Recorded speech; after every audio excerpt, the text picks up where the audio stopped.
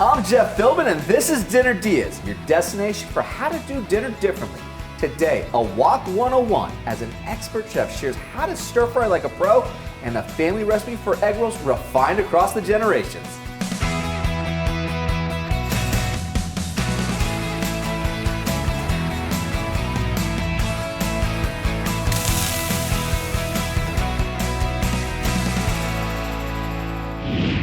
Joining me back in the Dinner DeeAs kitchen for our Wok 101 is Chef Richard Hales. He makes seasonal new Chinese dishes at the acclaimed Hales Black Brick.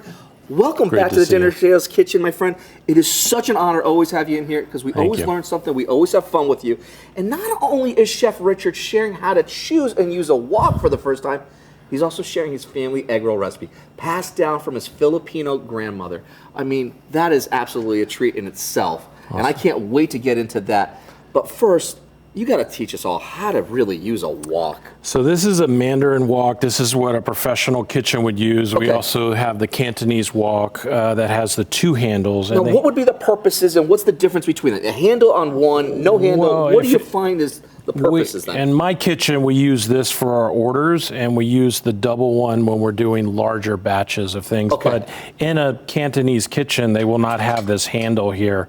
They'll have a small handle with the towel on it, and then that's what you have this motion here moving. So before we do any of that, we need to season it. So this is a carbon steel. So you'll see some of these that are carbon steel, black steel, iron. It's the preference of the cook. So think of like your black steel that you have to season. Okay. So in my kitchen, we have a 700-degree flame. Yeah, and we've got electric here, folks. So we don't have that, but we do have a portable gas stove to help at least get some level of heat.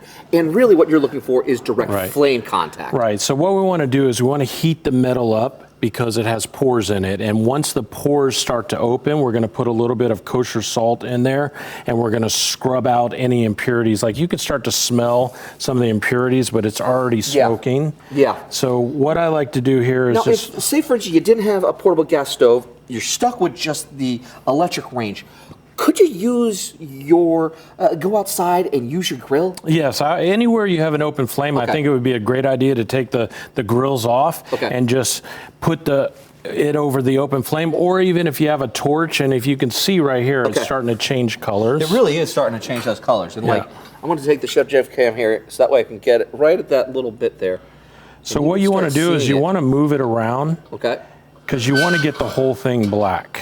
You can see like where the flame's hitting, and then you can put a little salt in there. So burning it, in this case, is actually a good thing. It's a good thing. It's a good thing. So we're opening it up, we're burning off any impurities, and then what you want to do is you want to start scrubbing this. What is the salt for then? Because the salt doesn't burn. So anything else that you'll put in there either boil, but the salt, it will burn in a sense, but we're not going to use this after. And you can see the salt starts to get gray, but look at the color of the center. It's totally just changed and even darker. So what we're doing here, and what we'll do is I'll do a little, we don't have enough flame to really do it, but you want to do the whole thing. You want to do the bottom, you want to do the top, and then you take this out, you want to... Now, is there any particular salt that would work best for this? I would do a kosher, we use kosher salt in the professional kitchens, but I would use a coarse salt because... Something that's coarse, that's going to have a little bit more grit behind it. You want grit. You want something abrasive. Of course, you don't want sandpaper. But then you start to rub this, and I'm going to tell you right here, we'll turn this off because right after the salt came out, you got everything out. You then put in a little bit of oil. What type of oil did you use? This is just a soybean oil, which is what we use in the kitchen. But you just want to, and you want to be careful here because it's very hot. But we didn't do the entire wok, and the whole wok would look like this. And then I even do the bottom. I do the oil on the bottom. So you're doing... I turn it over. I scrub it with some salt on that, and then I seal the bottom too as well, because what you're trying to do is prevent rust. And these, just like cast iron in your house, you need to use it often. Right? So the less that you use it, the more susceptible it is to rusting. Sure. Right? And then the more you use it, the more flavor that you get out that in the wok, and they call it wok hay, which is the smoke that comes, the dragon's breath, but it's just like your favorite cast iron pot. Yeah. It imparts like the wok flavor into the food. I love that. The thing is, I knew that we were not going to have, we do 700 degrees at Hales Black Brick. Yeah. We're doing 7 degrees here, so. This is, all right, I mean, so you came prepared then. I came prepared. Okay. And this is what it would look like once it's seasoned. But that's a huge difference between what would have been, and I mean, you could see the color change. And this is yours. This is your kit for the house. This is your traditional, like I use this scrub brush. This is the scrub brush that you would use in a Chinese kitchen. And this is the paddle. So this is for scooping. Okay. And then this is for, this is how you would hold it, especially in this one. You would have it with your towel here, and then and it's just that rocking motion. Right. That's it there, and it's flying up here, and you want it touching here because this is where all the flavor is. So the flame is wicking here, and you're doing this. So it's just hitting it just right there at that lip almost. And then when you have your ingredients, you take here, your oils here, you're doing that. Cool. So this is for you. This is a professional setup for you, so you can make me some fried rice. I would. That would be an absolute treat and an honor to do that, my friend. Awesome. Our wok work is done, and we're ready to take it for a spin. When we come back, Chef Richard shares an egg roll recipe that's been in his family for over 100 years. Ahead on Dinner DeeAs.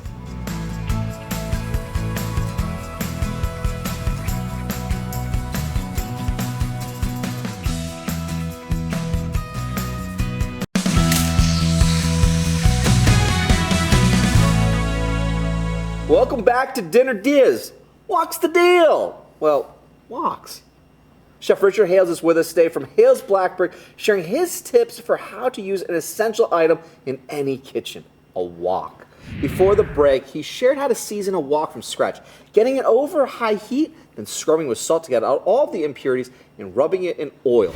And how better to use a wok than with a family recipe from Chef Richard's Filipino grandmother or papa for egg rolls. This recipe has been passed down to you for how many generations now?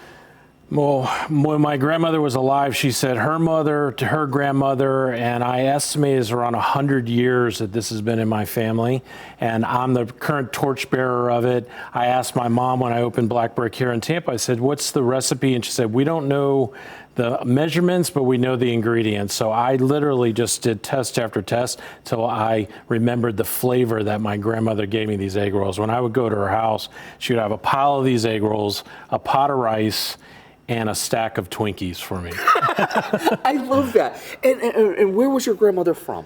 She's from the Philippines, right in the northern part of the Philippines. My grandfather, Joseph Donahue, was in the American Air Force.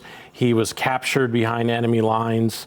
He was behind enemy lines for 2 years. He met her, married her, and then brought her back to Iowa, of all places. And this photo circa when? 1947. 1947, so post-World War II, the two of them. That's amazing. What does it mean to be the custodian of your family's heritage through this particular dish? It's a big honor because, you know I look like a Viking, but I'm actually Filipino. So it's part of my heritage. And then, to say Papa, my brother named her that when he was a baby. He said Papa. Just to hear her name all the time now that she's gone, it's really a beautiful thing in my day. And, having my restaurants do it, having guests say Papa, it's really nice. Well, then let's do your family service here by doing the best version of this dish. So what do we need to do first? So we're just going to add some oil to the wok, and this is a wok that you can use at home. You can see that it has a flat bottom. Okay. Just want to cover the surfaces. So this is a perfect, because again, we have electric here. So with our rate, this would be a perfect use, making sure it's a flat bottom for someone at home. So I put a little extra oil, but we are going to drain this out, so some of that oil is going to come off. We're going to start with the pork. Okay. You want to add that in there? Okay. What type of pork do we have here? So this is a Duroc pork, which is a heritage breed pork, the black pig pork, and we grind it ourselves. We get the shoulder and we grind it. And I suggest that for anybody. If you have a grinder attachment on at your house, then you know what's in it. It's pork. It's no fillers or no pink slime. There's nothing. You're feeding your family pork. So see this wok, I mean, this is a non-stick wok, but you know, this is a good amount of pork. This is 16 ounces of pork. Right here is 1 pound, and I can just stir it around. I don't have to worry. I mean, this you can, even on the flat surface, you can flip it, but we're gonna do that, and now we're gonna start adding some of our ingredients. We can start with the red onion. Okay. Red onion's going in. Yeah, and then do the garlic. So you just want to keep this stirring as it goes. Just a tablespoon of garlic. And then we'll add our shrimp. So there's a lot of aromatics, a lot of flavor. Add our shrimp in there. And then we want to add the green beans. Okay, so we got green beans. Okay. So that's what makes it different, and it departs from the Chinese egg roll. Like we're adding green beans, and the next one is celery. All right, so let's do a little pinch of black pepper. Okay. There we go, and a little bit of my salt blend. Okay, and this is your salt blend. So what makes it your salt blend? What makes it so unique? Because it has white pepper, salt, a little bit of sugar, and kosher salt. Okay. And then let's do about half of that soy sauce. If you want to make Chef Richard's, or rather his Papa's egg rolls, grab his family recipe at dinnerdeas.com. Just scan the QR code to find us from your phone. So we got that. Well, all you do is just strain it here. And so you want that, and then you end up with this the next day. Okay, so this is one that you've already done for us, that this now has the dryness that you're looking for in this. Right. And then, so what we'll do is, you ready to roll an egg roll? I'd love to. I'd absolutely love to. So we got these egg roll skins. We buy these. You could certainly make your own. I like to put it a diamond shape towards you. Now, are these hard to find in a grocery store? No, I mean, you could buy this at a local market. Go to any one of your Asian markets here. We go to one that's in Pinellas, and they have a location on Fowler too. I like the one in Pinellas. Okay. But it's very good. You can get them there for your home. We buy them wholesale, but you can find these in a lot of places. So very cool. What you want to do is you want to take about, I'm going to put it on there for you. You want to take about 3 ounces. Is there a specific area that you were looking for? Because you're going right about the middle, but kind of bringing it in. Yeah, you want to go here, and I don't want to say the reference that it's for, but if you've ever rolled anything, then you know how to do this. So you go forward. And you pull it back right here. You see this? Okay. And you just want to make sure nothing falls out. You want to keep your sides as clean as possible. So you roll this like this, and then this is the most important part, where you want to like have this straight. This has to be at a 90-degree angle. Okay. And it's like this. Okay. And then we take a little egg wash. Okay. So I'm going to bring my ends in like you just did. Right. Take a little egg wash, and we're just going to wash this whole front here.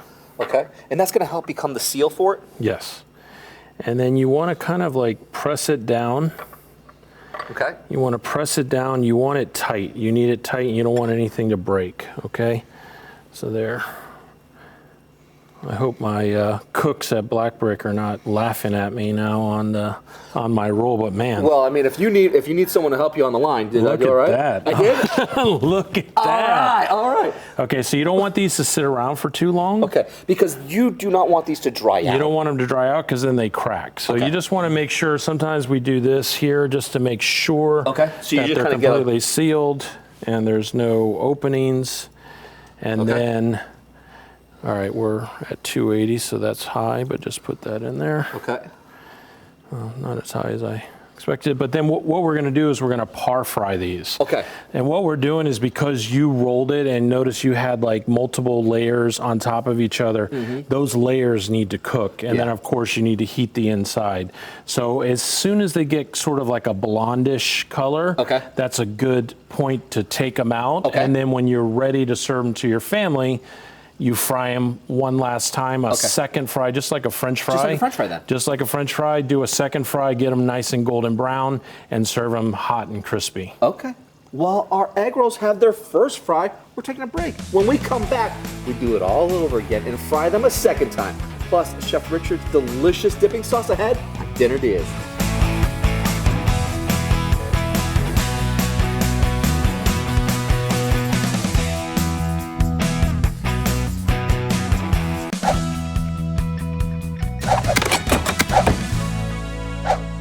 Welcome back to Dinner DeeAs. We've been learning today thanks to our guest chef Richard Hales. His new seasonal Chinese cuisine has been a hit in Miami and now Tampa with a new location about to open in Hyde Park. And he shared not only how to choose and use a wok and season it for its first use, but also a family recipe for his Papa's egg rolls.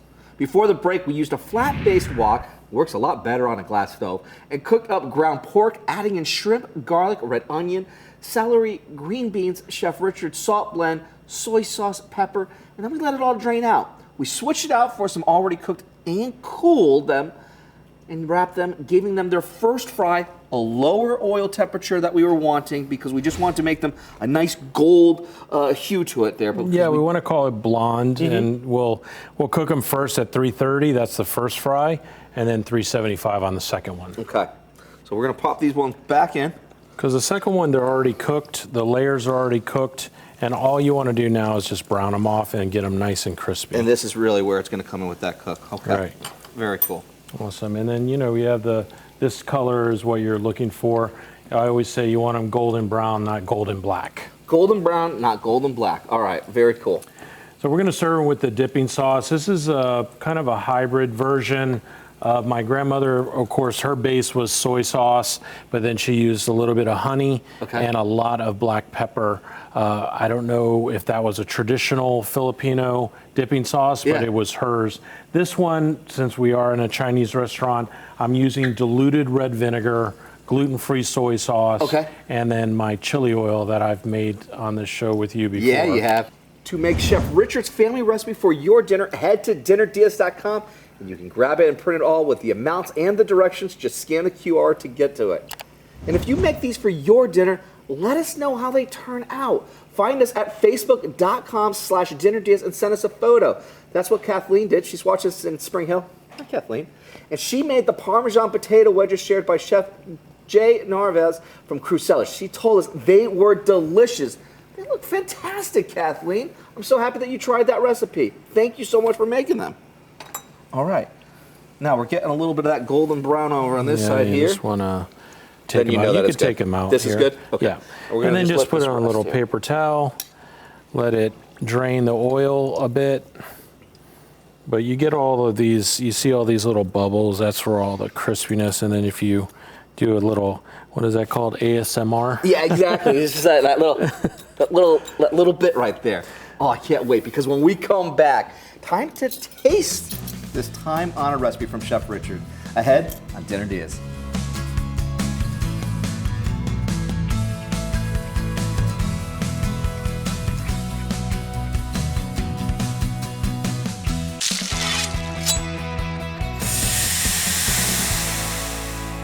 Welcome back to Dinner DeeAs. We've been learning all things wok today thanks to expert chef Richard Hales. His Hales Black Brick serves up new seasonal Chinese food, and he shared a family recipe with us all today. His Papa's egg rolls, as made by his Filipino grandmother, that is now a 100-year-old recipe.